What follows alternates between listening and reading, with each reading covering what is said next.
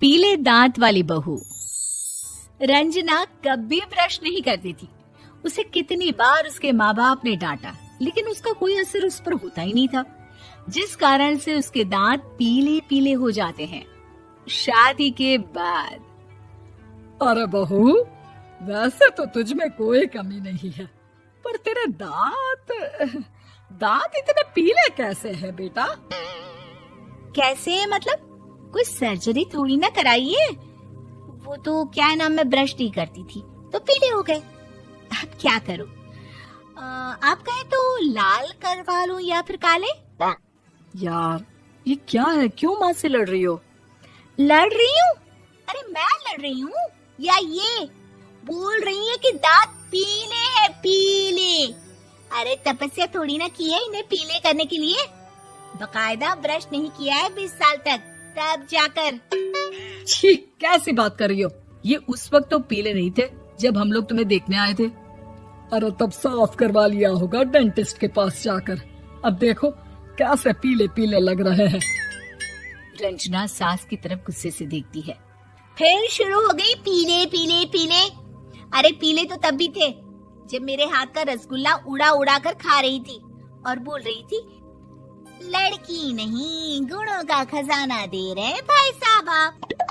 खैर, अब वो लोग करते भी तो क्या करते, पीले दांत वाली बहू पल्ले पड़ी थी तो झेलना तो था ही। एक दिन कीर्तन में रंजना गाना गा रही थी। अरे कमला बहन, माँ का द्वार है, यहाँ तो सब शुद्ध होकर आते हैं, फिर अपनी बहू को ब्रश भी नहीं करवाती तुम। दूर से पीले पीले दांत भक्ति में बाधा उत्पन्न कर रहे हैं। अरे कोई 2 साल की बच्ची थोड़ी ना लेकर आई हूँ मैं बहू बनाकर। अच्छी खासी लड़की है, अरे कैसे करवाऊं ब्रश? ये तो उसे खुद करना चाहिए ना। अब माँ बाप तो इसके जैसे तैसे निपटा दिए, ये नहीं सोचा कि सास कैसे संभालेगी। सास बहू को लेकर घर आ जाती है, लेकिन सोच लेती है कि अब इसे लेकर कहीं नहीं जाएगी। अगले रोज बहू कहती है, अरे क्या हो गया, मंदिर नहीं जाना क्या? कीर्तन का वक्त हो रहा है। मेरी मधुर वाणी से कान्हा जी जागते हैं और सोते हैं। आप तो जानती है ना उनकी भक्ति में कितना मन लगता है मेरा। वो क्या है ना, तबीयत ठीक नहीं लग रही है मेरी, आराम करूंगी मैं। तबीयत ठीक नहीं लग रही? अभी तो मिथुन के गाने पर नाच रही थी आप, और अब बोल रही है कि तबीयत ठीक नहीं लग रही। अरे भक्ति में मन लगा लो सासू माँ, ऊपर जाना है, क्या मुंह दिखाओगी आप? हाँ? सास को बहू की बात पर गुस्सा आ जाता है। मैं क्या मुंह दिखाऊंगी, इसकी चिंता तो ना कर, समझी? अपने मुंह की चिंता कर, जो ये पीले पीले दांत लेकर हर जगह पहुंच जाती है। पता है लोग कितना मजाक बनाते हैं। ना जी ना, मैं नहीं जाना कहीं तेरे साथ। तो ये बात है, कोई ना, मत जाओ, मैं अपने कमरे में ही बैठकर भक्ति कर लूंगी। ऊपर वाला दांत थोड़ी ना देखता है, मन देखता है, भावना देखता है। और अरे बस बस, तू सब कुछ दिखा, बस ये सफेद चमकदार दांत ना दिखाना किसी को, है? जा यहाँ से।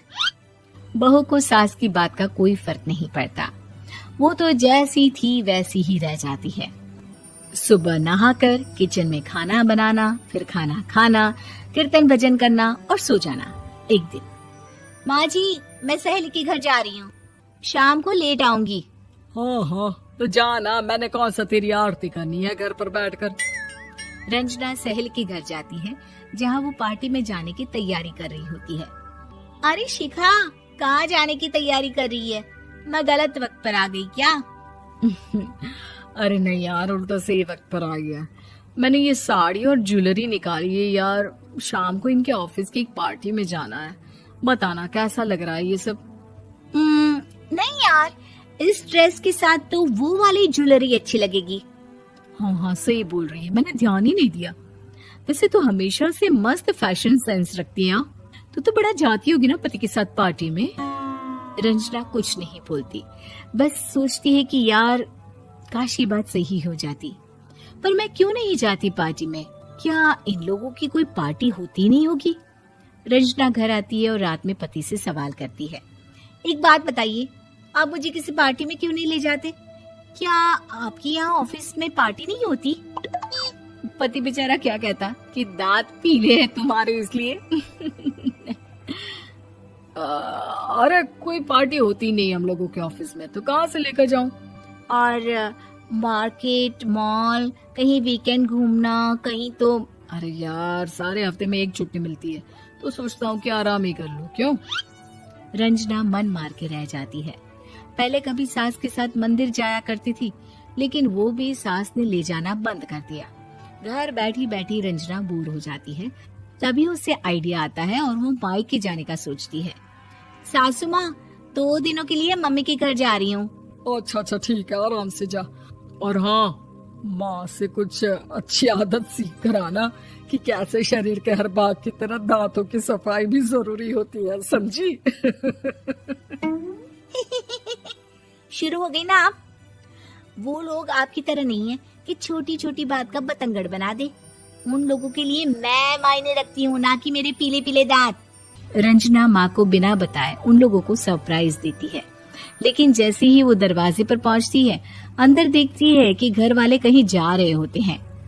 अब माँ, काश रंजना दीदी के दांतों वाली प्रॉब्लम नहीं होती, तो वो भी हम लोगों के साथ चलती ना बुआ जी की बेटी की शादी में। हाँ बेटा, लेकिन अब उसे कौन समझाए कि उसको उसके पीले दांत नहीं दिखते, लेकिन उसके आसपास के लोगों को कितना एम्बैरेसिंग फील कराते हैं। मुझे तो कितनी बार उसके स्कूल की टीचर ने शिकायत की कि उसके साथ कोई लड़की बैठना भी नहीं चाहती, और ना ही कॉलेज में कोई उससे बात करना चाहता था। लेकिन पता नहीं क्यों उसे ये बात समझ में ही नहीं आती। कोई कमी नहीं है उस लड़की में, बस यही कि दांत पीले हैं। वो तो भला हो जीजा जी और उनकी माँ का, जो दीदी को जैसी है वैसे ही रखा हुआ है। रंजना को अपने घर वालों की बात सुनकर बहुत दुख होता है। वो सोचती है कि वो क्या करे, लेकिन फिर वो सीधा डेंटिस्ट के पास जाती है, अपने दांत चमकाती है और कसम खाती है कि वो रोज ब्रश करेगी। अरे क्या हो गया? तुम तो 2 दिनों के लिए गई थी ना, पर कोई ना, अच्छा है, चलो आ गई तो। रंजना सास के सामने आकर खड़ी हो जाती है और पूरी स्माइल करती है, उसके चमकदार दांतों को दिखाती हुई। हैं? चले मंदिर। माँ, मुझे माफ कर दीजिए, मैंने आप लोगों को बहुत एम्बैरेसिंग फील करवाया। मैं आज से रोज ब्रश करूंगी।